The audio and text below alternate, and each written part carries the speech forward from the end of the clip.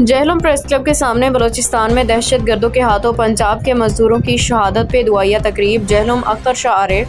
Jhelum press club के सामने आज human rights council of Pakistan north Punjab के ज़रिए तमाम बलूचिस्तान में दहशत गर्दों के हाथों पंजाब के मजदूरों की शहादत पे एक दुआया तकरीब का एहतमाम किया गया, जिसमें शहर भर की ख़वातीन हज़रात, तंजीम हाजा के अहदेदारान, मेम्बरान, जहलम प्रेस क्लब के अहदेदारान, मेम्बरान के अलावा मीडिया नुमाइंदगान की एक बड़ी तादाद ने शिरकत की। मुकर्रीन ने अपने खिताब में कहा कि ये पाकिस्तान हमारे पास इन शोहदा की अमानत है, जिन्होंने पाकिस्तान के उसूल और उसको दुनिया के नक्शे पे उभारने के लिए जान और माल और हर किस्म की लाजवाल और बेमिसाल कुर्बानियाँ दी। इस मुल्क में तमाम लोग पहले पाकिस्तानी हैं, उसके बाद पंजाबी, सिंधी, बलोची और पठान हैं।